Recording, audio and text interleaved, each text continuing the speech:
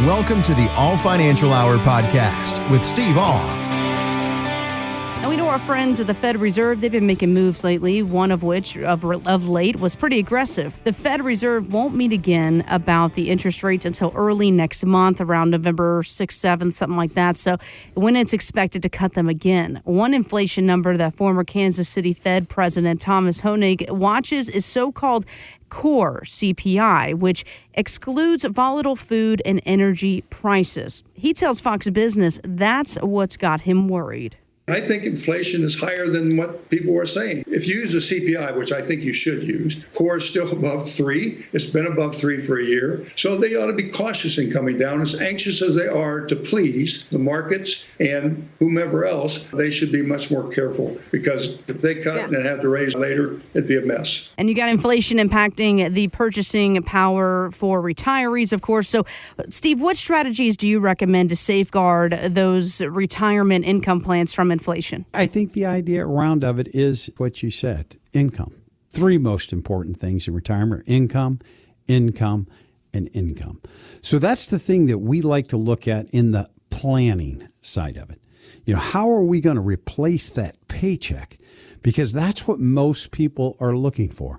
And if I can replace your lifestyle, get that lifestyle covered, then we've got the extras out there, as we're talking about right now: inflation, travel, the things that are going to be over and above those things that guarantee my lifestyle. And what I like to do is look at that. And if I can possibly guarantee that income, I think it's very important. Carol had come into the office. She had Social Security. She had an alimony payment, and she started to look at it, and there was a gap between those two. So she asked Steve, how do you guys cover that? Well, if you're in that same situation, how would we cover a gap between your, quote, guaranteed incomes right now and your lifestyle? We looked at it to the point where we could use a fixed indexed annuity with an income rider, that we're going to turn that income rider on in the future. We could also set you up with the 4% rule. I like the 4% rule, but I like to add at least 2 years, possibly 3 years to that number, just in case we picked a 2000 or a 2007 to retire. If we had 2 years of negative returns, how are we going to do it? Or we could build a bond or a dividend stock portfolio. People always ask, Steve, which takes the least amount of money? In most cases, especially today with the higher interest rates that we have, that it's usually I got to put less money aside to actually put it into the annuity. I like to call it a personally funded pension. I'm going to turn on an income stream that I cannot outlive. It's not guaranteed by your old company. It's guaranteed by an insurance company. And the advantage that I believe it has over the pension from the company is when you die, if there's a balance left in it, it still goes to your heirs. You don't lose that money. So those are one of the things that, we're looking at. So if you've heard from your advisor, don't worry about how you're going to get money and income. We're just going to grow it, and we'll take the money out as you need it. Give us a call now. Ask for an income analysis. Allow myself and my team to show you how we can help you replace your paycheck in retirement. The Medicare open enrollment period is just around the corner. It's October 15th through December 7th, if you need to mark your calendars. And one of the choices beneficiaries face is whether to go with a Medicare Advantage or supplemental plan to help cover what regular Medicare doesn't. More than half of Americans 65 and older are enrolled in an Advantage plan, yet we're hearing warnings from the industry. Steve, you got to chime in here. What are they to do? How can you help them?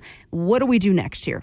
Well, the big difference between the two, if I have an Advantage plan, there's usually no premium, but you have deductibles.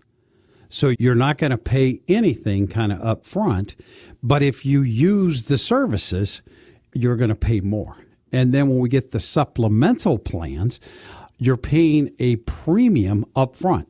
And you're going to pay that premium on a monthly basis, and then there's a few deductibles after that. So it's kind of like almost a set type of a price. And if I go to the Advantage plans, I could pay more if I need it. A lot of people, if they're real healthy, look towards those Advantage plans. The problem with the Advantage plans is with the cost of medical going up, there's not enough room. A lot of the add-ons that they used to give, they're not allowed to give anymore. So a lot of people are looking at it and say, which do I want to go? And that's where I look at it. I currently do not do Medicare. Too many hours of continuing education, too many changes on an annual basis. So I don't want to do it. And that's why I work with a gentleman by the name of Scott Stream. Steve, I found a recent study that found that the average retirement age this year is 62. Not everyone can pull that off, but an article I read said there are certain signs that can tell you if you might be able to retire at that age. Here are some things they listed. They say you've got 2 or more income streams. You can live on 4% of your investments. You have enough to support you for 20 or more years, and you don't have any debt. These all sound like amazing ideas and things to have. Of course, are they missing anything, and what are your thoughts? Well, I think the most important one on that list is you don't have debt. Now, you might still have a house payment, so we're not going to go to completely on that. But if there's credit card debt and other debt, that's going to make it a lot more difficult. And then a lot of people, Steve, what do you mean when you guys say something like 2 or more income streams?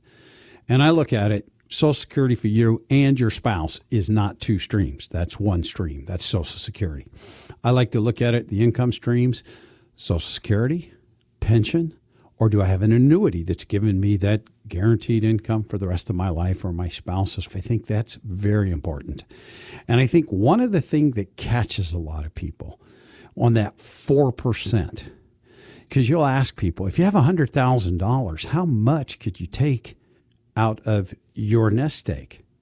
And they're very shocked when it's $4,000. That's all I'm going to be able to take out of my $100,000 nest egg. Mm-hmm. Yeah, 4% is not that big of a number when it comes to those. So those are the main things that we have to look at. And then we have to look at longevity. Where are you at? Do you have a life expectancy that's way above normal life expectancy? Taxes. Where are you at with taxes? And I'd say the one that probably gets forgot the most at age 62, how are you going to cover your health insurance between the ages of 62 to 65 when you can actually go on Medicare?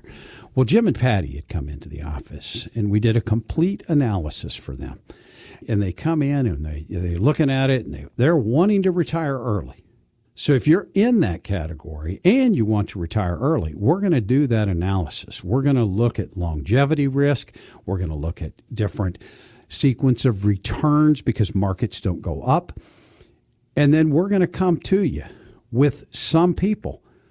We have to actually say, no, I do not believe that it would be a good time for you to retire. And I think that's the part for me as a financial advisor that I have to be able to do. It's not a fun place to be. I would much rather meet with a client and say, yes, you've got a fantastic possibility of a successful retirement. It's harder when you look at it and say, inflation might slow you down a little bit. But I think that is our job. So if you're asking yourself, when can I retire? Will I run out of money? Call now. Ask for that comprehensive retirement plan, because we're going to sit down and we're going to analyze it, and we're going to let you know, yes, we think you can, or no, you might have to change some things. A group of teachers who think they're pretty funny are out to prove it.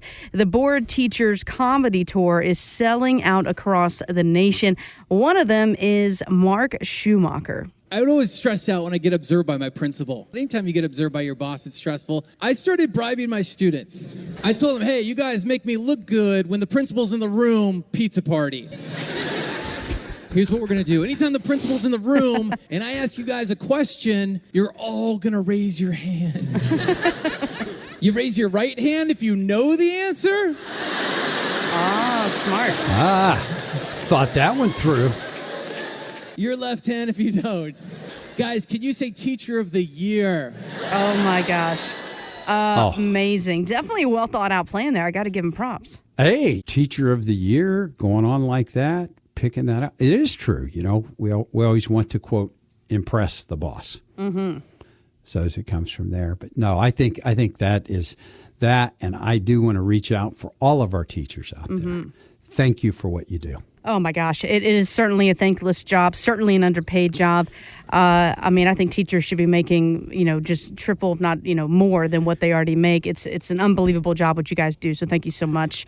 And it got me thinking about teachers, people coming in and observing you and, what am I going to learn here? Well, what is that first meeting with someone like you like? Because if you think about it from the outside, just like a principal coming into your classroom, it's a little intimidating, Steve. Yeah, we get the people to come in. The fun ones are the people that come from the radio. I hate to say that. When somebody comes in from the radio, it's like they've heard me. So they got an idea where I'm coming from. Mm-hmm. But I don't know them. Sure. So I think it's more about that discovery, because I usually start everyone out with what questions do you have about myself or the company as it goes down through those. And I think that's very important. And then I like to look at that first meeting for me is, what's retirement look like for you? You've saved your entire life for someday. And guess what retirement is? Someday. What's it going to look like for you? I think that's the most important thing.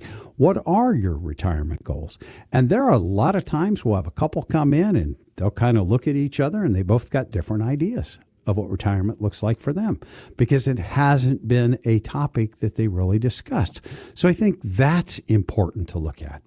And then we're going to gather the information. We do have the information sheet we'll send out to you in the beginning.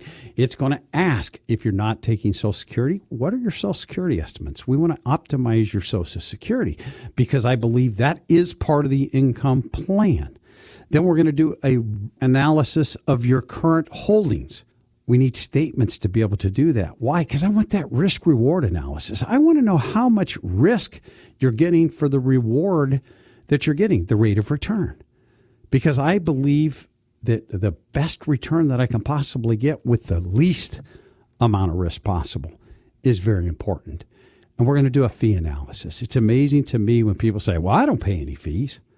And I do an analysis and I go, yeah, you are. They're internal costs. And then usually the biggest question that people want to know, taxes. Because almost everybody agrees with me that taxes will be higher in the future.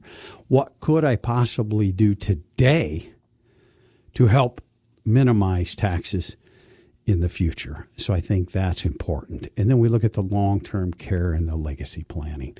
Because most of the people will come in and they'll sit there and go, Steve, I wasn't planning on leaving any money to my kids anyway. And I said, neither was I. Right. But we're going to. Would you like to leave it to your children, or would you like to leave it to the government in taxes? So we look at those things, and I believe that's very, very important. But it's your time. You're coming in. We're going to have fun, and then we're going to look at it and say, how does retirement look like for you? Thanks for listening to the All Financial Hour podcast. Insurance products are offered through the insurance business All Insurance Group, LLC, AIG. All Financial Group, LLC is an investment advisory practice that offers products and services through Impact Partnership Wealth, LLC, IPW, a registered investment advisor. IPW does not offer insurance products. The insurance products offered by All Insurance Group, LLC, AIG are not subject to investment advisor requirements. IPW and All Insurance Group, LLC, AIG are not affiliated companies. Investing involves risk, including the potential loss of principal. Any references to protection, safety, or lifetime income generally refer to fixed insurance products, never securities or investments. Insurance guarantees are backed by the financial strength and claims-paying abilities of the issuing carrier. This radio show is intended for informational purposes only. It is not intended to be used as the sole basis for financial decisions, nor should it be construed as advice designed to meet the particular needs of an individual's situation. All Financial Group, LLC is not permitted to offer, and no statement made during this show shall constitute tax or legal advice. Our firm is not affiliated with or endorsed by the U.S. government or any governmental agency. The information and opinions contained herein provided by third parties have been obtained from sources believed to be reliable, but accuracy and completeness cannot be guaranteed by All Financial Group, LLC. This radio show is intended for information purposes only.